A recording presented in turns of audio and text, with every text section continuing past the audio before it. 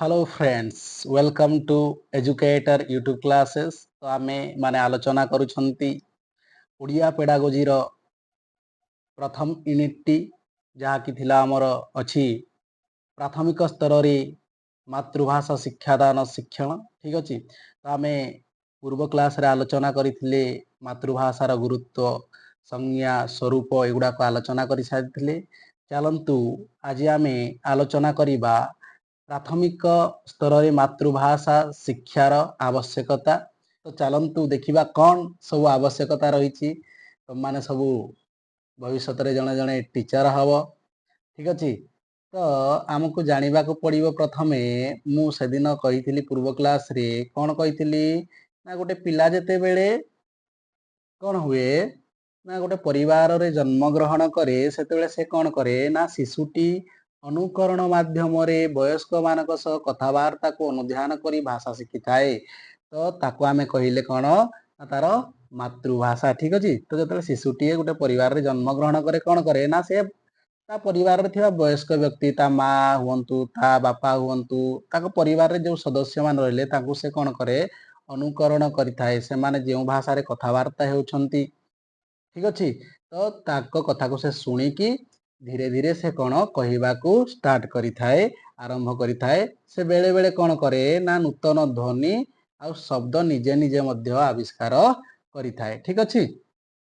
तार next point देखिबा कौन अछि ना जेते बेले से कहूची प्राथमिक स्तर प्रथम पाहाचरे योगदान कला बेला को भाषार दुईटी दक्षता विकसित होई सारी थाए। सेगुडी कहला श्रवण आउ कथन। जेते बेले पिलाटी प्रथम श्रेणी रे एडमिशन नउची किमा वर्तमान देखियो तमरो शिशु बाटिका ही सरलाणी। से शिशु बाटिका रे योगदान देबा पूर्वरु से कौन करूची ना तारो से कौन श्रवण आ कथन से ठीक भाव रे सुनी पारु थाए आउ से कौन कही पारु थाए मध्य। ठीक अछि। हमरो चारोटी कौन अछि चारोटी दक्षता अछि लैंग्वेज रो हला सेला श्रवण, कथन, पठन आउ लिखन। तो ये चारोटी दक्षता मध्यरु से स्कूल रे योगदान देवा पूर्वरु से तार कौन कौन श्रवण और कथन दक्षता विकसित होई सारी थाए। एटा इम्पोर्टेंट। ठीक अछि ना मन रखियो। तार नेक्स्ट से कहला किंतु किंतु पठन और लिखन दक्षता गुड़िक विकसित होई न थाए। से जेतेबेले स्कूल को आसे ता पूर्वरु मु कहली कौन श्रवण और कथन दक्षता कौन होई थाए विकसित होई सारे। किंतु पठन और लिखन दक्षता होई न थाए। या किए से सेठी विद्यालय रे शिखिबो। से तार शिक्षक शिक्षयित्री माने ताको सेही दक्षता गुड़ी को शिखेइबे आ तार विकसित सेठी हेबो। तेणु शिशु पई प्राथमिक स्तर रे मातृभाषा शिक्षार कौन अछि यथेष्ट आवश्यकता रही। ठीक अछि पिला माने। तो मु कहितली पूर्व क्लास रे जे कौन ना से मातृभाषा सिना शिखी थाए से ता परिवार रे से ओडिया भाषा शिखी थाए ता मातृभाषा को कही पारु थाए। किंतु तार समृद्धिकरण आउ तार से भाषा रे अधिक मार्जित कोठी हबो ना विद्यालय रे। से जेतेले विद्यालय को आसीबो तार पठन दक्षता, लिखन दक्षता आहुरी कथन दक्षता रे मध्य कौन हबो अधिक समृद्धि आसीबो आउ तार मार्जित हबो। ठीक अछि। तापर से कहला ना प्रथम श्रेणी रे योगदान करिबा पाखरु अष्टम श्रेणी शेष करिबा जाए पिला मानकर ज्ञान भाषा ज्ञान वृद्धि करा जाय थाए। तो जेतेले से प्रथम श्रेणी रु अष्टम श्रेणी मध्य रे पढ़ी थाए बेसी तार फोकस करा जाए भाषा ज्ञान ता मातृभाषा। ठीक अछि। तार लैंग्वेज डेवलपमेंट केमिति हबो सेही उपरे बेसी गुरुत्व दिया जाय थाए। ठीक अछि। तो आमे मातृभाषार आवश्यकता कौन रही कहीं आमे मातृभाषा माध्यम रे पिलाटी को शिक्षा दान करिबा। ठीक अछि। चलंतु देखिबा कौन अछि से कहला मातृभाषा पिलार सर्वांगीन उन्नति रे सहायक होई थाए। आम सिलेबस रे प्रथम श्रेणी पाई शतकड़ा 40 भाग भाषा उपरे आलोचना निमंते प्रस्ताव दिया जायछि।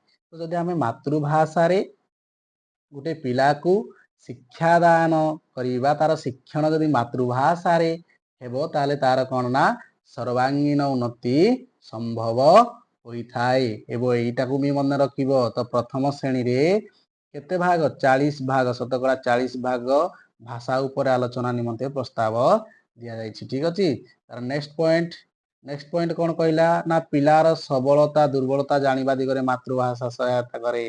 जदि आमे मातृभाषा रे शिक्षादान देउथुबा तार जदि शिक्षण हेउथुबो ताले पिलार सबलता कौन कोठी दुर्बलता रहिला तार वीक पॉइंट कौन तार कौन सबलता गुण गुड़िक कौन से पॉइंट गुड़ाक आम भल भाव जानी पारिबा। जे टीचर आज कौन फैसिलिटेटर हिसाब से जानी पारिबा। से भाषा माध्यम कहब सार मोर एठी प्रॉब्लम है एठी बुझी पारुनी।